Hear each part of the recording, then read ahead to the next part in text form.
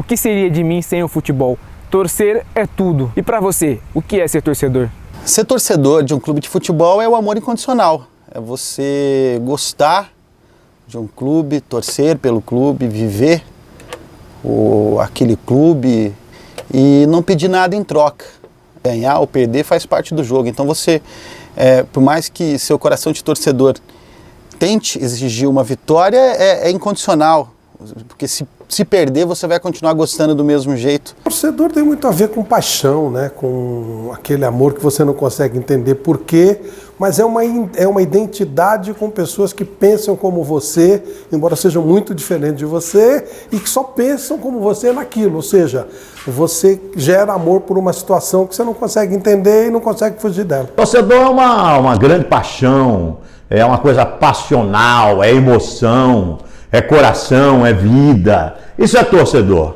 Então acho muito legal um cara ter um time do coração para poder reunir todos esses ingredientes que eu acabei de citar para você. Paixão, emoção, vida, o lado passional da situação. Esse é o torcedor de futebol. Como torcedor, é mostrar a nossa paixão ao time, né? E todo mundo que trabalha com o esporte, mais caracteristicamente aqui, no caso do futebol, tem o seu time de coração. Eu torço para o São José Esporte Clube, então eu não tenho problema, pois aqui não temos a rivalidade na cidade. Agora, a paixão do torcedor, ela é como dizem, né? Você troca de esposa, troca de namorada, mas o amor ao clube, ele permanece, né? Ele fica até o final da sua vida. Outro dia eu vi uma frase de um grande amigo meu, um professor de história, que eu respeito muito, Luiz Antônio Simas, depois desse jogo aí do Barcelona contra a Roma. Ele falou, o que seria de mim sem o futebol? E eu tuitei, falei, nossa, assino embaixo. O que seria de mim sem o futebol? E o que seria de mim sem torcer por um time de futebol? Então torcer é tudo. O centro que diz que não tem um time é um mentiroso. Torcer é o grande momento que você tem com o futebol. Sua relação com o futebol é a partir da torcida. Você vira um time de futebol muitas vezes por causa do seu pai, por causa de um tio, né? E você leva isso pro resto da vida.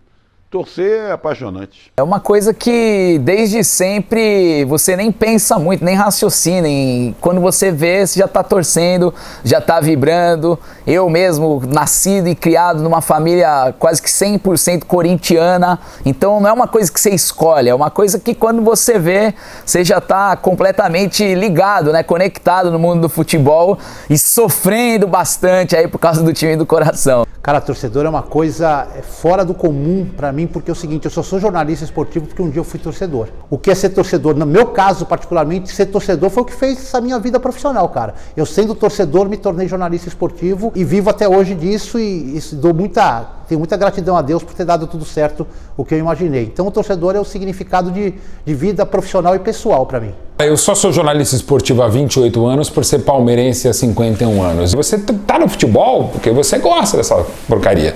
E você gosta muitas vezes, na maioria das vezes, e melhor que seja assim, eu gosto muito mais do Palmeiras do que eu gosto de futebol. Eu gosto muito mais do Palmeiras do que eu gosto de jornalismo esportivo. Mas eu não sou pago para ser palmeirense, até porque é uma paixão que não tem preço. Tem um valor acima de tudo. Não sou louco. Embora eu seja apaixonado, não doente. Eu sou São Marcos, eu sou Palmeiras. E só estou aqui falando com vocês porque eu sou Palmeiras. Não é porque eu sou jornalista. É exercer a paixão por um time de futebol. Torcer de verdade, para mim, é diferente de cobrar, de vaiar só, ou de exigir do jogador do seu time, ou do seu time que só conquiste títulos, ou que seja o responsável pela dose de felicidade, sei lá, semanal que as pessoas precisam para viver. Tornar-se torcedor de um time acontece de várias maneiras: influência familiar, um time do seu bairro, um amor à primeira vista ou até mesmo no momento de sua concepção. Eu prefiro não saber, porque evidentemente foi na concepção. Minha família inteira do lado italiano palmeirense, palestra, meu pai de família alemã, mas de uma cidade de Tambaú, interior de São Paulo, com muita influência italiana. Aliás, o lado betting do meu pai é mais palestrino do que o lado da minha mãe. Mas eu nunca me imaginei outra coisa sem ser Palmeiras. Tanto é que é um amor incondicional. Eu amo meus pais, amo meus filhos antes mesmo deles existirem, e amo o Palmeiras. O meu pai, eu nasci em São Paulo, mas meu pai, ele foi trabalhar em Campinas quando eu era muito jovem. E quando eu cheguei lá, Eu não sei porquê, o meu pai era muito ligado à Ponte Preta, quase conselheiro e tal.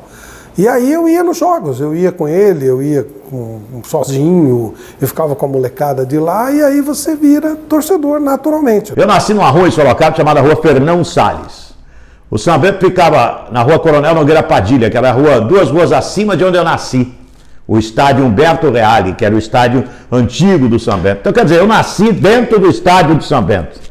Quer dizer, eu nasci dentro do estádio, quer dizer, eu ia garoto, com 5, 6 anos, meu pai me levava, depois com 9, 10 já ia sozinho, acompanhar todos os treinos do São Bento. Quer dizer, eu vivi São Bento em toda a minha infância. Meu avô veio de Portugal e logo se enturmou com alguns torcedores da Portuguesa. Meu avô já gostava de futebol em Portugal, era torcedor do Porto, e aí veio para o Brasil, muito cedo ainda, muito novo, e aí aqui queria acompanhar algum tipo de time, e a Colônia o levou para acompanhar os jogos da Portuguesa, até antes da construção do Canindé. E meu avô tinha uma rede de padarias, e o que aconteceu? Quando São Paulo vendeu o Canindé para a Portuguesa, meu avô foi um dos colaboradores que entrou com dinheiro para a compra.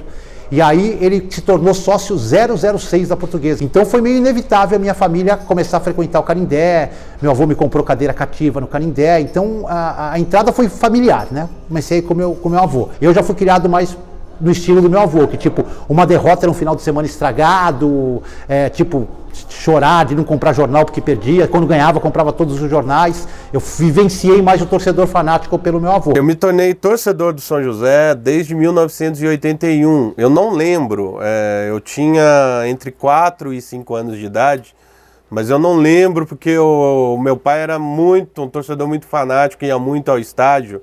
Então ele sempre me levava para acompanhar aos jogos do São José. O que eu lembro é do primeiro jogo, quando meu pai me levou, eu já com 10 anos de idade, para assistir um amistoso Santos e São José preparatório. Foi debaixo de chuva. Eu estranhei, né, o xingamento do torcedor com o time rival, mas mesmo assim eu gostei de tudo aquilo. A família do meu pai sempre foi uma família de torcedores do Esporte Clube Taubaté. O meu bisavô, Chico do Cinema, né, que é bem conhecido em Taubaté, o meu bisavô, ele infartou vendo o Esporte Clube Taubaté jogar.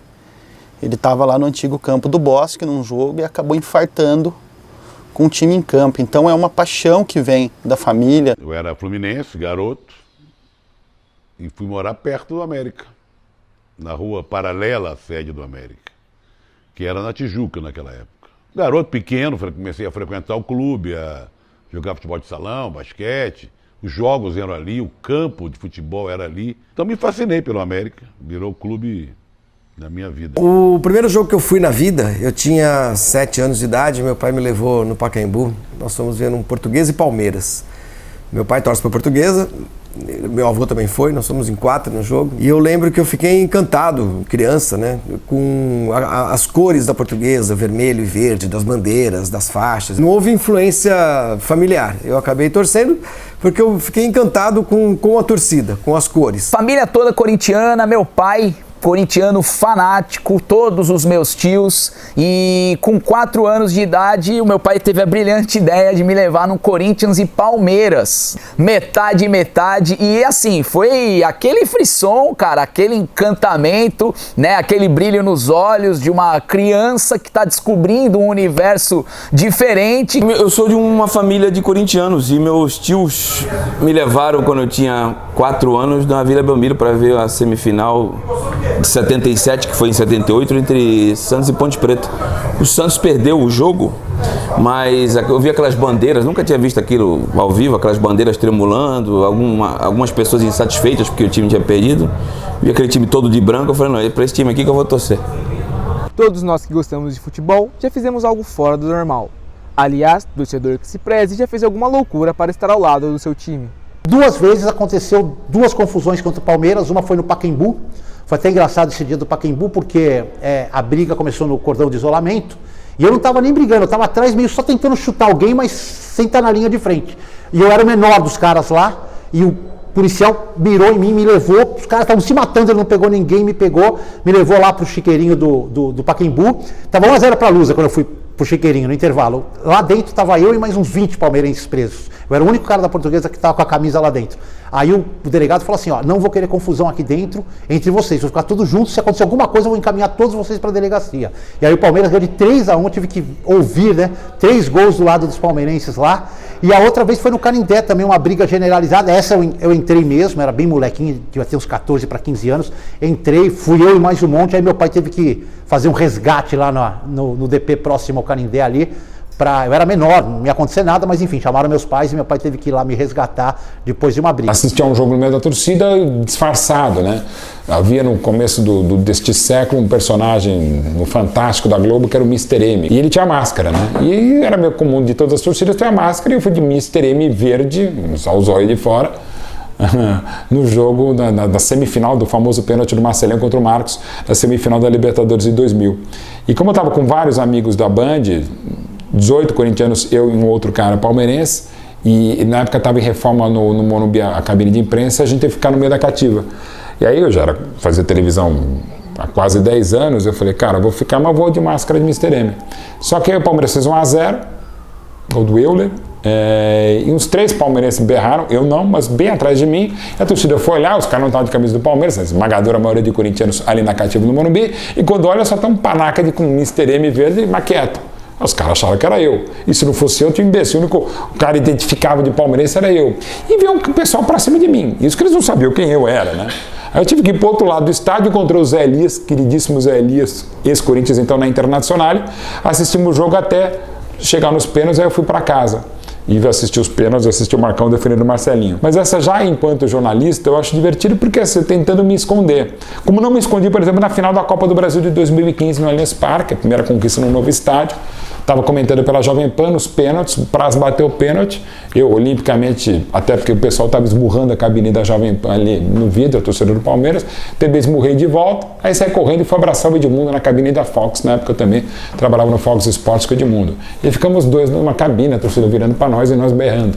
Tem até imagens no YouTube, eu também às 4h30 da manhã daquela madrugada, no meio da Paulista, com mais de 200 pessoas em volta, quase virando meu carro e eu abrindo o champanhe do centenário, enfim. Fui com Cajuru fazer a cobertura da final da Libertadores, Corinthians e Boca, na Bomboneira. E assim, na hora do gol do Romarinho, não dá muito pra dividir não, familiar. Na hora do gol de empate, que foi talvez o gol mais importante do Corinthians naquela Libertadores, é complicado você segurar a emoção, é complicado ali você conseguir se esconder. Eu tava no meio da torcida argentina, eu estava ali num setor de numeradas, né? Não era aquele setor popular, estava mais no setor voltado para os jornalistas, mas misturado com a torcida do Boca. Saiu o gol do Romarinho, sabe o que eu fiz? Chorei demais, de emoção, de alegria, e essas lágrimas inclusive me ajudaram, porque os torcedores do Boca achavam que eu estava chorando de preocupação, que eu era um baita torcedor tchenense ali. Quando eu tinha 16 anos eu fui para São Paulo, e só podia ir com 18, né, eu moro na Baixada até hoje, e eu peguei um ônibus para ir assistir um clássico entre Santos e Corinthians, e meus familiares não sabiam, eles achavam que eu estava jogando botão na esquina. E aí na volta o motorista do ônibus falou, cadê teu pai? Falei, agora complicou, né? Meu pai nem sabia que eu tava lá. Aí tinha um rapaz albino e eu pretinho, eu falei, cara, pelo amor de Deus, fala que tu é meu pai, que senão eu não vou descer a serra. Aí o cara todo albino, todo branco, sabe? Branco, vermelho, o cara, esse aqui é meu filho. Aí o cara deu uma olhada assim, o teu filho? Acho que o cara ficou com vergonha de perguntar, mas como é que teu filho, se tu é branco, o leite, o rapaz é escurinho? Mas aí eu entrei. Em 2010, a última rodada do Campeonato Brasileiro da Série B, que a Portuguesa ia jogar em Recife, no Recife contra o Sport, podia subir, precisava ganhar, e tinha um jogo que era muito difícil ganhar do Sport no Recife, e tinha um jogo da Ponte Preta com o América Mineiro em Campinas, que a Ponte precisava ganhar do América. Se isso acontecesse, a Portuguesa ganhasse, a Ponte ganhasse do América, a Portuguesa subia. E meus filhos torcem para a Portuguesa, molequinho, tinha 9, 10 anos, meu filho chegou para mim e falou assim, pai, pô, a gente precisa ir nesse jogo, né? Filho, é em Recife, é longe pra burro, é caro e tal. Mas, pai, se subir a gente precisa estar junto e tal. Comprei 3 passagens caríssimas, porque tudo em cima da hora, né? Pra ir pra Recife ainda e tal. E peguei os moleques, chamei os dois, falei assim, ó, nós vamos. Só que é o seguinte, não quero ninguém de bico, não quero ninguém chorando, não quero, porque não vai subir. Eu falei assim, não vai subir. Nós estamos indo de teimoso que nós somos. não, papai, nós precisamos ir e tal. E fomos para Recife. E foi muito engraçado, porque elas eram bem criancinhas e tal, e a gente dormiu no aeroporto, a gente saiu do jogo, a Portuguesa ganhou o jogo, incrivelmente, mas a Ponte não ganhou do América e o América acabou subindo. A gente saiu do jogo, nós fomos escoltados por um batalhão da polícia, do batalhão de choque lá, para o quartel do batalhão de choque, porque a torcida do Sport queria bater na gente e tal. Foi uma experiência que eles não vão esquecer nunca. Mudamos de casa algumas vezes em nossa vida, porém a nossa segunda casa, aquela que dividimos com milhares de outros apaixonados, estará sempre no mesmo local. É no estádio que passamos grandes alegrias e também grandes decepções. É a segunda casa, né? Eu falo em casa, falo para os meus amigos, Martins Pereira é minha segunda casa e acredito que todo torcedor do São José considera o Martins Pereira a sua segunda casa, né? Porque ali nós vivemos grandes emoções, né? Tristezas, alegrias, ou seja, tirando o nosso âmbito familiar, o nosso âmbito de convivência social, o Martins Pereira o São José é a nossa maior paixão. O Martins Pereira é o lugar onde está a nossa maior paixão. Cara, eu fui criado lá, né? Então eu tenho assim tenho um amor muito grande pelo Canindé. A minha relação com o Canindé é uma relação de vida, cara. Eu tenho 3 cadeiras cativas no Canindé. Eu passei parte da minha infância dentro do complexo Canindé. Passei muitos momentos como jornalista trabalhando em jogos do Canindé. É que talvez derrube o atual Canindé e transforme o Canindé num outro Canindé, uma arena Canindé, uma coisa mais rentável. E aí acho que talvez vai ficar aquela lembrança, saudade dos momentos no velho Canindé, mas eu vou apoiar a construção de um novo Canindé se for com essas circunstâncias, no mesmo local, com as mesmas cores, com o mesmo símbolo, sendo do mesmo clube. Nossa, é a nossa vida, né? Aquilo é um... Quando eu falo brincando, não é tão brincando assim, que se eu morrer, for cremado e jogar cinzas no Majestoso, tá bom pra mim. Prefiro não morrer. Mas isso não me incomodaria nem um pouco. É muito importante, é muito significativo. Mas também a gente não pode morrer abraçado com o tempo. Se a Ponte conseguir construir uma arena moderna, ela vai ter mais rendimento, ela vai crescer como clube, como evento, como elenco. Então eu defendo essa troca. E aí o Majestoso vai ser sempre o nosso símbolo, né? Então o Majestoso significa muito, mas é um estádio degradado, um estádio que foi fundado no final dos anos 40. Então se puder fazer um estádio maior e melhor, é claro que vai ser bom como todo. Vai atrair mais gente, vai ter mais conforto, isso é fundamental, né? Eu vou no jogo porque eu sou doente, eu saio daqui, vou para lá. Lá havia uma discussão muito grande, porque todo mundo, onde eu nasci ali, né? O pessoal falava isso, né? Que o lugar do São Bento não é ali onde é o Walter Ribeiro. O lugar é Humberto Reale. Ele virou o centro de treinamento do São Bento. Lá agora é o centro de treinamento, tem um hotel. E o estádio municipal, se eu não me engano, foi inaugurado em 78. Trabalhei nesse jogo no dia da inauguração do estádio. O estádio é muito importante. Existe desde 78, quer dizer, nossa, olha quanto tempo está aí o estádio. A torcida corintiana sempre suplicou por um estádio, né? E sempre foi vítima de bullying, essa história de não ter uma casa, de não ter um estádio, etc e tal. Então, eu não posso achar ruim que hoje o Corinthians tem um estádio 5 estrelas, um estádio padrão FIFA e que de fato está sendo fundamental para o clube. Quando era na Tijuca, eu ia. Nós tijucanos íamos. Era ali. O América só não jogava na Tijuca, na Rua Campos Salles, contra os grandes. Jogava no Maracanã. Na Tijuca ele jogava contra os pequenos, contra a Portuguesa, Madureira, Olaria, São Cristóvão e tal. Mas no Maracanã era muito perto. Você podia ir a pé, do campo do América. No Maracanã você ia a pé. Então era uma coisa só, praticamente. Então o campo era a nossa referência. Os jogadores treinavam, você viu o jogador na rua, na esquina ali, acabou o treino. Pô, aquele ali é o fulano. Acabou isso, né? E o campo sendo na Baixada Fluminense, mal comparando, é como se fosse assim, o América fosse aqui na Vila Madalena, e a vida inteira foi aqui na Vila Madalena. E agora o campo é em Osasco, ou em São Bernardo. Quebra tudo, né? Quebra tudo. Fica distante. E aquele pessoal lá, onde é o campo, não tem nada a ver com a América. Achei legal ter o estádio lá, mas... É a casa do torcedor, né? É a casa, o Esporte Clube Taubaté é um dos poucos clubes do interior de São Paulo a ter um estádio particular. Aquilo lá é meu, dos sócios, da torcida. Da mesma forma que o Taubaté saiu do Campo do Bosque e foi para o Joaquinzão, eu não sou contra Taubaté vender o Joaquinzão e mudar para um estádio mais moderno, seja onde for em Taubaté, eu não sou contra. Cara, é o lar onde a gente se entende como gente e se mais se desentende como gente, né? Ainda mais o palmeirense que é exigente e corneteiro. Cara, eu vou ao Parque Antártica, Palestra Itália, desde 3 de agosto de 74, Palmeiras 2, SAD 2, primeiro jogo do Paulista de 74, que a gente terminaria ganhando mais uma vez do Corinthians lá no Morumbi. É tudo, cara. Então ali é a casa do campeão do século XX. Ali é o lar do maior campeão do Brasil, do país mais ex-campeão do mundo, quem ganhou mais títulos nacionais é o Palmeiras. Então esse lar, Palestra Itália, o Parque Antártica, o Allianz Parque, continua sendo o mesmo mudando de cara. Vila Belmiro é o templo sagrado do futebol, ela tem uma representatividade histórica.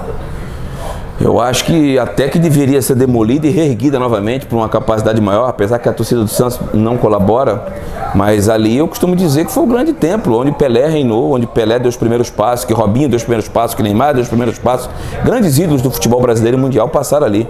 Ali é uma verdadeira galeria e não tem como você não olhar para Vila Belmiro e remeter aos bons tempos do futebol santista e brasileiro, porque o Santos era a base da seleção brasileira nos anos 60 e 70. Os 4 grandes de São Paulo, esquece o Santos é do litoral, o Santos é da Baixada. Dos 4 grandes de São Paulo, Corinthians, São Paulo, Portuguesa e Palmeiras, em 1972 a Portuguesa já tinha o seu estádio. Construído com o dinheiro dela, sem empréstimo de ninguém, no terreno dela, sem ajuda de governador, como o São Paulo teve, sem ajuda de empreiteira, sei lá o que, como o Corinthians teve, que está tendo agora.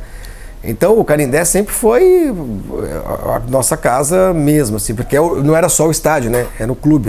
Então tudo que a Portuguesa fez foi pelas próprias mãos, né? E eu acho esse é o grande valor que tem o Canindé, assim, pro torcedor da Portuguesa, aquilo ali é como se fosse o Meca. Como esquecer daquele jogador que te fez apaixonar pelo futebol? O divino, o santo, o pé de anjo, o doutor criador da democracia ou o jovem artista da bola que morreu tragicamente. Jogadores inesquecíveis ficam para sempre na memória de um torcedor. O Denner foi um grande orgulho da torcida da Portuguesa, né? Porque o menino que nasceu lá, que a gente estava acostumado a ver o jogo da Portuguesa desde as categorias menores, viu crescendo, viu ganhar uma Copa São Paulo de uma maneira assim avassaladora a final contra o Grêmio e tal. O Denner era o nosso xodozinho. Ele era o Neymar da Portuguesa, né? O que é hoje o Neymar, com a grande diferença que ele era muito melhor do que o Neymar mesmo, né? Se você olha alguns dos grandes gols do Denner, que se encontra ainda no YouTube, alguma coisa, você vai ver que em quase todos eles, fosse o Neymar na jogada, ele cairia no primeiro encontrão que ele recebesse. O Denner um pouquinho antes foi um ponto fora da curva, mas foi talvez o melhor jogador que eu vi vestir a camisa da Portuguesa. Vi partidas inacreditáveis do Denner jogando por times ruins até da Portuguesa e ele sozinho fazia a diferença contra grandes equipes. Eu gritava o nome do Luiz Henrique, que era o goleiro do São José, quando eu fazia uma defesa. Então ele foi um grande ídolo para mim, mas o meu grande ídolo mesmo do São José, que mais me marcou, foi o Tony, o centroavante Tony, artilheiro do Campeonato Paulista de 1989. Do Gilcinho, para mim dos últimos 20 anos, é o principal jogador do Esporte Clube Taubaté. Não, o mais marcante é meu ídolo Edu, irmão do Zico, Eduardo Antunes Coimbra. De vez em quando eu encontro com ele. Ele foi um jogador pequenininho, insinuante, artilheiro, jogava muito, baixinho, foi demais, jogava demais. Eu mesmo falo pro Zico, o Edu jogava mais que você. Ele fala, é verdade. Tem um jogador que eu tenho um carinho muito grande chamado Gatãozinho. Esse Gatãozinho me marcou muito. Então o Gatãozinho me marcou, o Bozol, ponteiro esquerdo, que depois foi campeão brasileiro pelo Guarani. Difícil não responder Dr. Sócrates, né? Porque foi um cara muito mais do que um jogador, né? Ele tinha uma representatividade, ele tinha um engajamento político, social, e dentro de campo era craque, né? Dentro de campo era um cara que, rei dos calcanhares, teve aquele momento muito importante da história corintiana do bicampeonato paulista, 82, 83, e o surgimento da democracia corintiana. Cara, até pelo lado do torcedor São Marcos, né? Mas acho que o São Marcos representa até a loucura, né, do palmeirense, né? Alguns desses também só jogaram a carreira inteira pelo Palmeiras, mas o Marcão, até por ter vivenciado tantas glórias da Libertadores, que ele foi o craque da competição, como também o primeiro rebaixamento, o Marcão é muito Palmeiras, né? Acho que o Marcão é o torcedor por excelência do Palmeiras. Corneta pra cacete, figura pra caramba e um grande palmeirense ali, de um sujeito que todas as torcidas gostam, que é o Marcão. Tiveram vários, cara. Robinho, Neymar, agora o Rodrigo. E esses dos que eu vi, acho que foram os principais. Meu grande ídolo é o Giovani, que jogou no Santos em 95 e depois voltou em 2005. O Enéas. Enéas era um meia que seria hoje... Ele não era um centroavante, mas ele era um 8 do time. Um meio atacante seria hoje. O Enéas foi um cara que defendeu a Portuguesa de 72 até 1980. O Enéas, ele não chegou a ser comparado ao Pelé, mas como o Pelé estava parando de jogar naquela época, se buscava um novo Pelé com muita intensidade no Brasil. E ele era negro, alto, forte, cabeceava muito bem e tal. E o Enéas, para mim, foi o meu grande ídolo no futebol. O que seria do futebol sem a rivalidade? Nunca saberíamos o que é um Palmeiras e Corinthians, um Grenal ou um Fla-Flu. Até a semana de clássico é uma semana especial. Eu nunca tive nenhum pouquinho de simpatia pelo Atlético de Sorocaba. Nada. O Atlético de Sorocaba, para mim, o grande representante da história é o São Bento, com mais de 100 anos. Sabe? O Atlético teve uma passagenzinha lá e pronto. Para mim não significa nada o Atlético de Sorocaba. O Atlético não tem significado nenhum. Peraí, vamos falar de clube grande, que é o Esporte Clube São Bento de Sorocaba. O Atlético não existe. Não é falta de respeito, é torcedor mesmo que está falando, entendeu? Não, para mim o Atlético e nada é a mesma coisa que nada. Sensacional.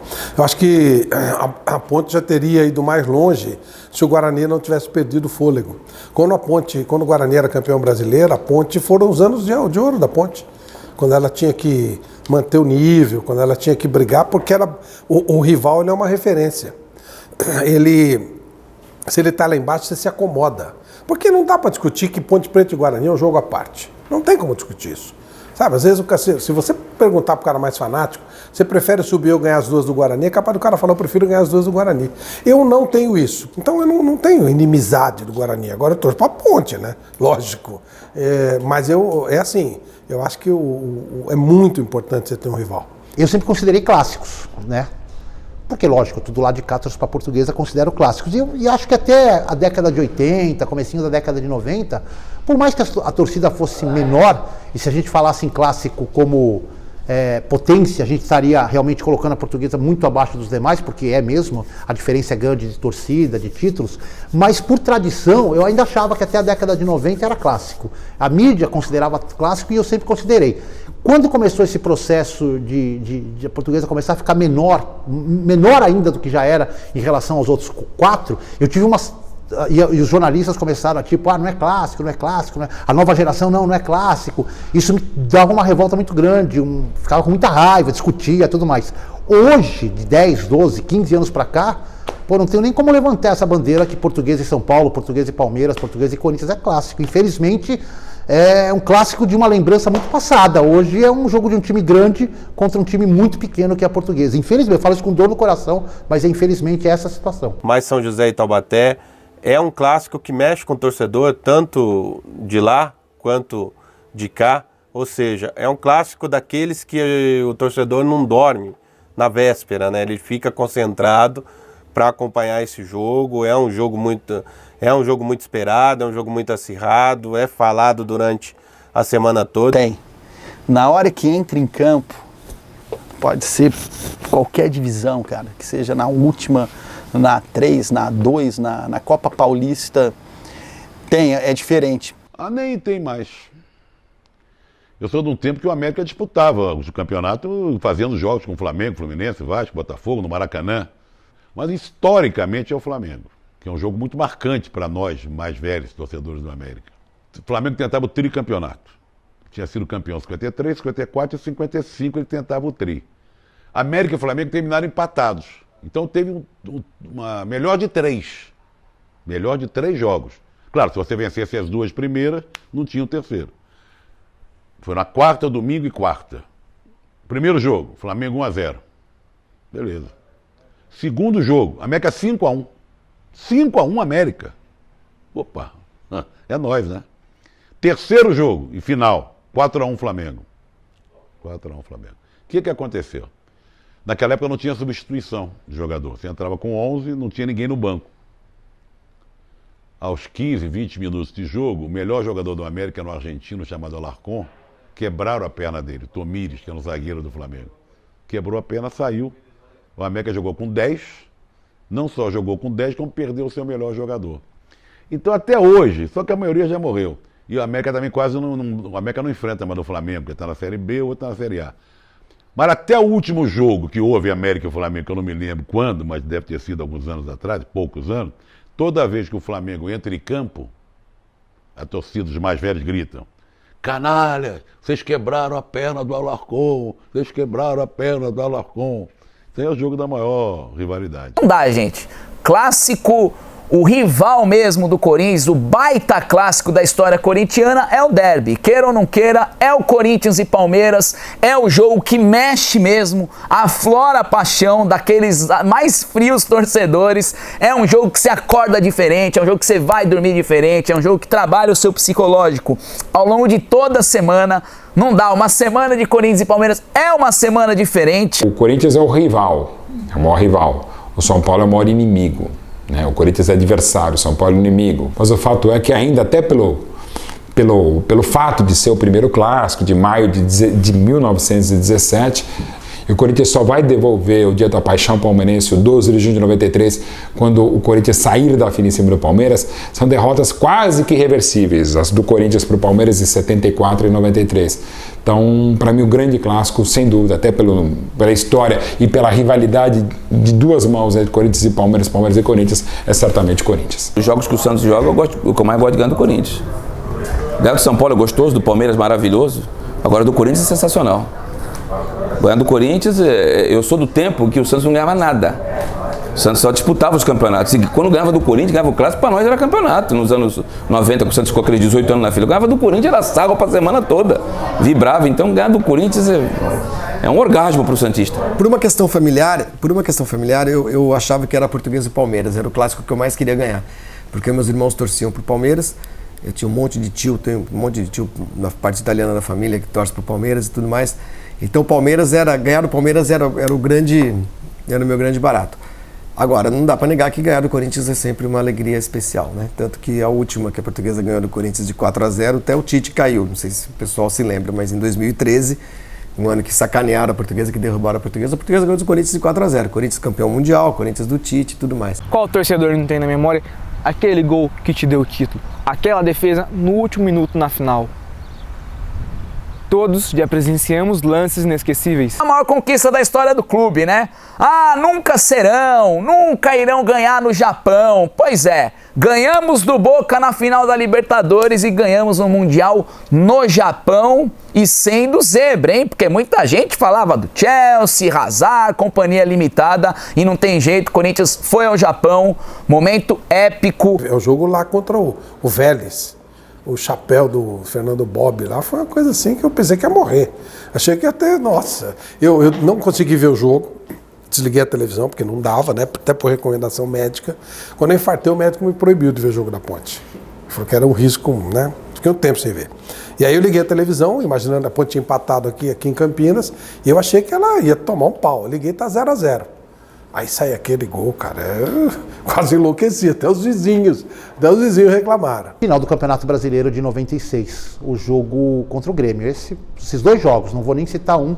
O primeiro, como eu disse, eu fiz como jornalista, eu trabalhava na Rádio Bandeirantes, a Portuguesa ganhou de 2-0 no Morumbi. E aí no segundo jogo eu pedi para não trabalhar e fui de torcedor para Porto Alegre, assistir o jogo, e aquele gol do Ailton no finalzinho, faltando 10, 12 minutos para acabar. Esses dois jogos para mim, são os mais marcantes como torcedor. Quando teve o acesso para a Série B do Campeonato Brasileiro, eu fiquei emocionado. Conseguiu acesso para a Série B do Campeonato Brasileiro, garantiu matematicamente o acesso para a Série B do Campeonato Brasileiro, que o São Bento não disputava há décadas e décadas, não disputava a Série B do Campeonato Brasileiro. Os gols do Tony contra o Corinthians, né? Os gols do Tony contra o Corinthians, sem dúvida, os dois gols na semifinal, inclusive muito parecidos, né? Um em cada gol, ficou marcado ali na minha memória como torcedor. Foi difícil dormir naquela noite lá. E em 2009, né? A gente chegou na última rodada precisando ganhar 2 gols de diferença e torcer para a combinação de resultado. Empate em Campinas.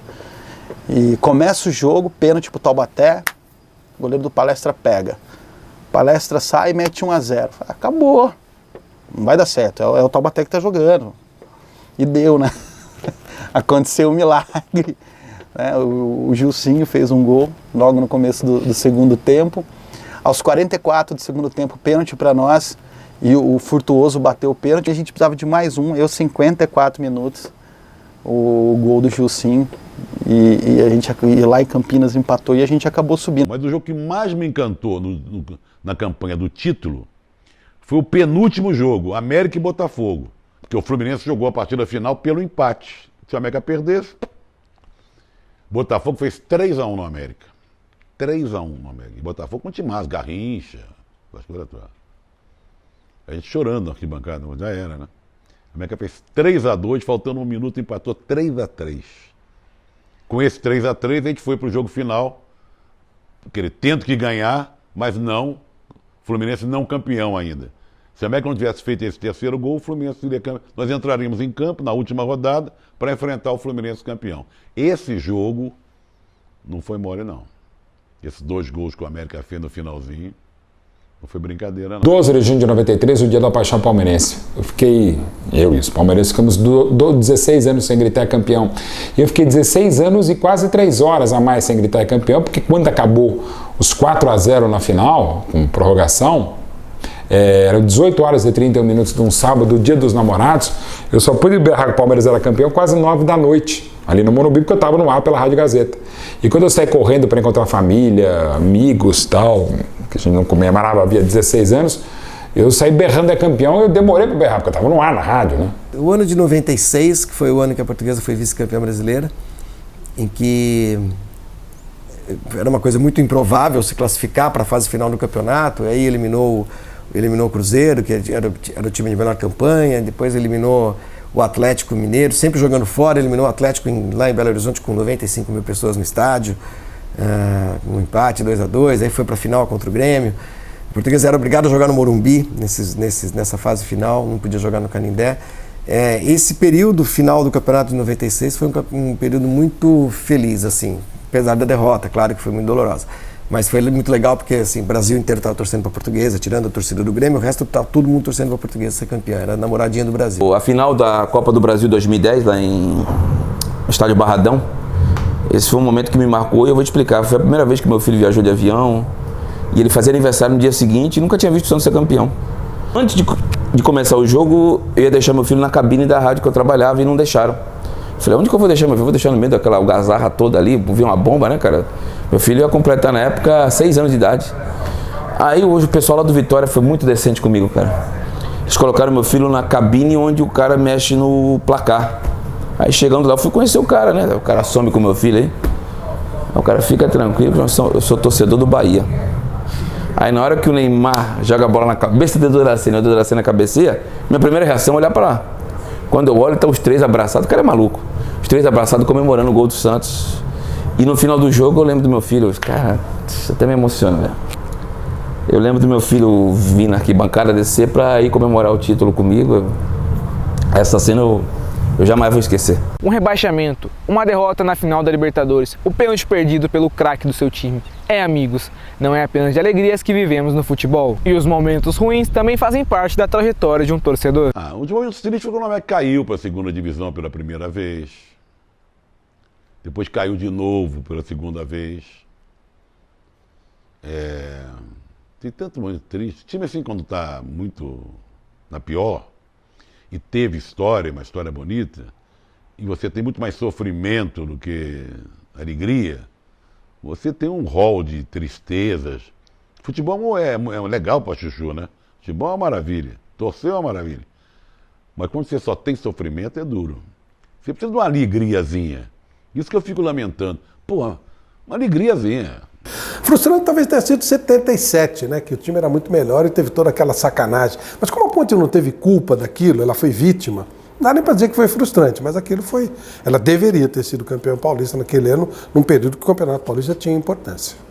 Quando o São Bento começou a cair aí para para a divisão C do futebol paulista, estava na 3ª divisão, né, do futebol paulista. Aí era duro, pô. Sabe, um clube com tanta história, com tanta tradição, com tanta camisa, vai disputar uma 3ª divisão, perdendo para todo mundo. Esses foram os piores momentos. O pior momento de dignidade foi a venda da vaga na Série A em 2013. Isso acho que é o pior momento, uma dignidade que nunca mais vai acontecer, um momento tão indigno na história da Portuguesa, de pessoas e personagens, de dirigentes tão indignos de responderem pelo nome da Portuguesa. E o pior momento, futebolisticamente falando, são os últimos 3, 4 anos, desde a queda, os últimos 5 anos. Cada ano é uma decepção maior. Você cai para B, é uma decepção. Você cai para C, é uma decepção ainda maior. Você cai para D, uma decepção maior ainda. Você começa a ver os times que disputam a Série D e fala, meu time está disputando a Série D, e com todo respeito aos demais times. Aí você fica sem divisão. Eu acho que pior do que isso, só quando acabar. Foram 2, né? O rebaixamento da Série A2 para a Série A3, 2014 para 2015. E claro, o último rebaixamento, né, de 2016 para 2017, onde o São José aí se encontra na pior parte da sua história, né, da sua grandiosa história. Foi em 2008, eu estava trabalhando no Guaratinguetá Futebol, era assessor de imprensa do Guará, e o Taubaté foi jogar em Limeira, contra o Independente de Limeira, e se o Taubaté não ganhasse aquele jogo, praticamente decretava o rebaixamento do Taubaté para a última divisão do futebol paulista, e aquilo ficou na minha cabeça. Eu falei, putz, como assim, cara? Nós vamos cair para a 4ª divisão. E eu pedi para sair mais cedo do Guará, fui até Taubaté, liguei pro Chico Tulha, que era o presidente, falei, Chico, você tá indo para Limeira, que horas? Ah, tô indo tal hora. Pô, eu vou com você, ele vem. Aí eu larguei meu trabalho em Guará, e era um dia tranquilo lá, e fui para Taubaté, batemos para Limeira e de fato o Taubaté não ganhou o jogo. O pior momento foi a derrota para o Corinthians na Libertadores 2012 na Vila Belmiro, aquele gol do Sheik. Ele pode chutar mais 15 bolas daquela, nunca mais vai acertar. O Santos não jogou nada, o Neymar estava extremamente extenuado das convocações pífias do Mano Menezes para a seleção brasileira. O pior foi perder no ano de centenário a classificação para uma final de Libertadores para o principal rival. E o Santos era muito mais time. Cara, o rebaixamento, velho, Primeiro porque eu trabalhava na TV Record e no jornal Agora São Paulo. Estava escrevendo minha coluna para Agora São Paulo. E quase todo o tempo eu fiquei com meu filho mais velho. E, cara, ele ficou, desde quinta-feira, foi um domingo à tarde, 17 de novembro de 2002, ele ficou, quase você vai ficar com a camisa do Palmeiras, mas ele ficou, tipo, direto, de quinta até aquele domingo. E ele tava com a camisa do Palmeiras, cara, eu escrevendo, molhando, quase levando choque no laptop, escrevendo, e o moleque rindo, tal, babo, na hora que saiu o gol do Palmeiras não mostrava, tal, ele era muito pequeno, tinha 3 anos, né, cara? Como você vai explicar uma derrota, e mais ainda uma derrota que leva ao rebaixamento de um colosso campeão do século XX como o Palmeiras, cara? Aí ele foi mais dolorido. A primeira vez a gente não imaginava e foi muito dolorido mesmo. O dia do rebaixamento foi um negócio surreal. Primeiro que eu ainda estava descobrindo como funcionava o mundo do jornalismo, né? Então, assim, aquele frisson, né? Palmeirenses gritando contra o Corinthians e eu, por um capricho do destino, tá no Parque Antártica fazendo a cobertura. Cara, eu tava com o Walkman, eu tava ouvindo o jogo do Corinthians, porque eu estava numa deprê, mas afundado numa depressão enorme, porque, gente, é o fundo do poço. Um rebaixamento no Brasileirão, poucas coisas podem ser pior do que cair para a Série B. Poucas coisas. Em 98, o roubo numa semifinal de Campeonato Paulista contra o Corinthians, no segundo jogo da semifinal. E eu fiquei acompanhando o final do jogo pelo telefone. Eu trabalhava numa rádio na época, na Jovem Pan, e os caras me botaram a escuta, a narração do absurdo do pênalti que um juiz argentino chamado Javier Castrilli marcou aos 48 do segundo tempo e tal. Foi um grande assalto à Portuguesa, aquilo lá que ninguém se conforma até hoje. E em 2013, o rebaixamento, que foi uma das maiores injustiças, uma das maiores sacanagens já feitas com um clube de futebol na história do Brasil, porque matou a Portuguesa. Expor seu time de coração pode ser um grande problema para o jornalista esportivo. Infelizmente, ainda sofremos com muitas hostilizações aos profissionais por sua paixão. Diversas vezes. A mais marcante foi para a torcida da Portuguesa Desportos. Mas é simples de explicar. Eu trabalhava numa rádio que cobria os jogos da Portuguesa, que era o do Alexandre Baus, que era filho do Armando Baus, que cobriu a Portuguesa acho que desde 74 ou dos anos 80, não tenho agora a dúvida qual o ano exato. E eu apostei com o diretor de futebol da época, o Luiz Iaúca, que o Santos ia ganhar da Portuguesa em 2010. E eu falei isso na rádio dele. Rapaz, quando eu fui passando na frente da Portuguesa Portuguesa, me jogaram urina, tremoço.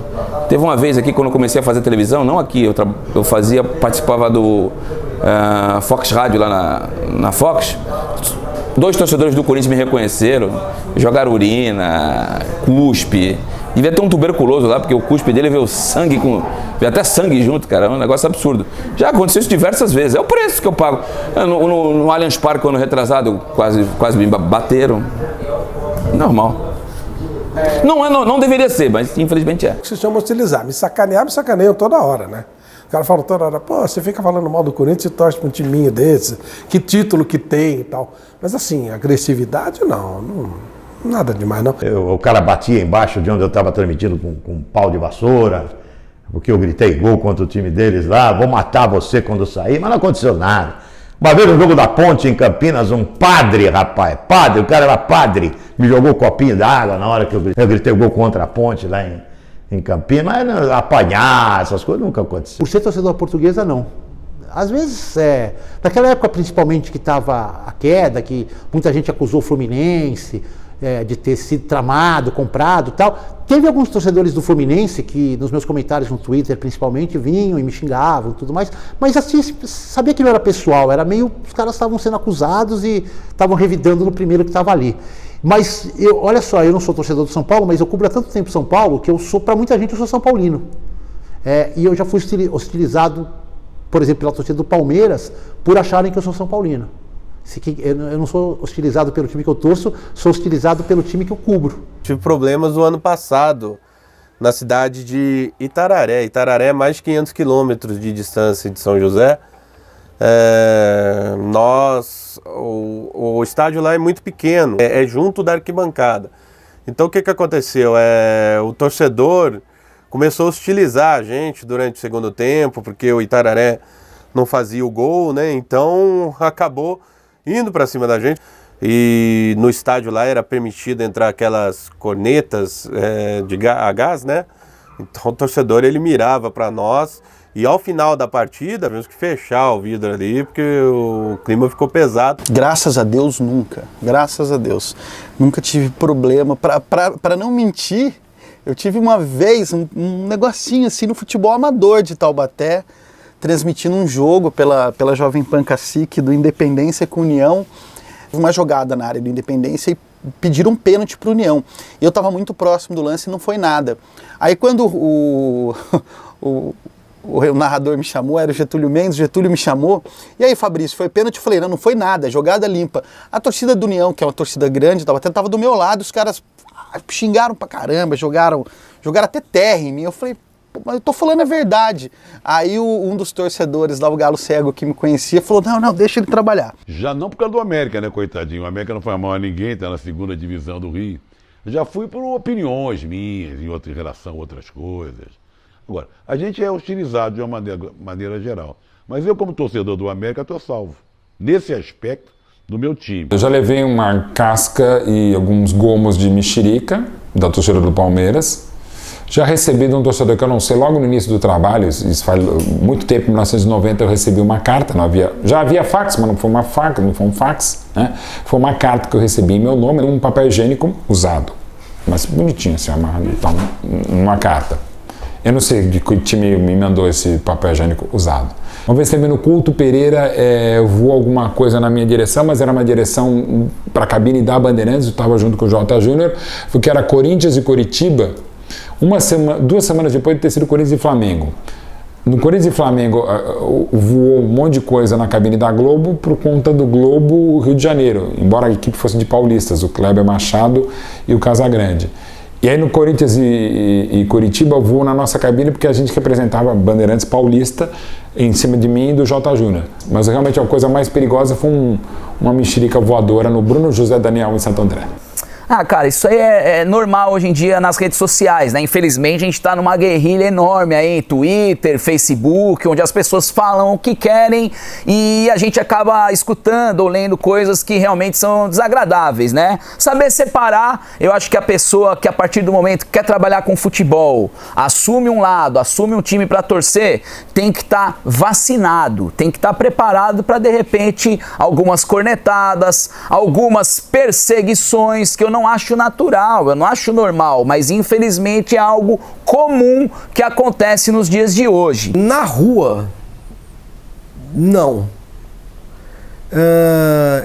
Em redes sociais, que é um negócio razoavelmente recente, que tem, sei lá, 10 anos, essas merdas, Twitter, essas coisas, todo dia.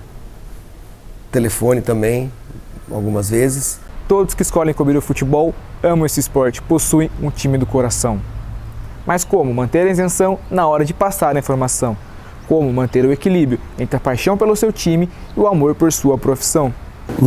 Não consigo ser isento. É terrível. É um horror. Tem um jogo que eu estava comentando, Ponte Preta e Lanús, e eu comecei a gritar, pular, foi um vexame. Sou diretor da CESP e a menina que estava no controle falou, se você continuar se comportando assim, eu vou ter que te tirar da cabine. Olha que coisa ridícula. Eu não sou neutro, eu não gosto de fazer jogo da Ponte. A pior coisa do mundo para mim é comentar jogo da Ponte Preta. É muito ruim. Eu não consigo ser neutro. Teve o dia que a Ponte ganhou do São Paulo aqui, que o São Paulo tirou o mando da Ponte Sul-Americana. Terminou o jogo e eu fiquei cantando. Ai, meu Deus do céu, mas eu tô Rildo à toa, que o Rildo fez gol e tal. Não tem. Eu detesto o jogo da Ponte por causa disso. Eu não sou neutro, não. Mas eu recomendo que as pessoas tentem ser. No fundo, eu quero que ganhe. Não, mas é o que eu falo, eu não posso distorcer. Sabendo jogar aqui com o Corinthians, tá tomando de 4, 5-0, vai fazer o quê? Não pode distorcer. Tá tomando um banho. Mas o último jogo que o Corinthians ganhou de 1-0 na arena do Corinthians. Foi uma delícia. E eu gritei gol no ouvido do Vampeta. Foi maravilhoso poder gritar o gol no ouvido do Vampeta. Pergunta se eu saí da arena aquele dia triste. Saí feliz que meu time ganhou. Sabendo que ganhou do Corinthians 1-0. Mas eu estava relatando o jogo do jeito que tinha que relatar, né? Eu sou muito mais crítico quando eu faço os jogos da Portuguesa. Erros que eu não observo nos outros times, qualquer coisinha eu acho que está errado na Portuguesa. Então o meu senso crítico ele cresce muito, muito. Ele praticamente duplica, tipo, eu acho que está tudo errado na Portuguesa. E é péssimo isso aí, porque às vezes eu exagero no lado negativo, ou exagerei em determinados momentos. Essa isenção eu não consigo ter.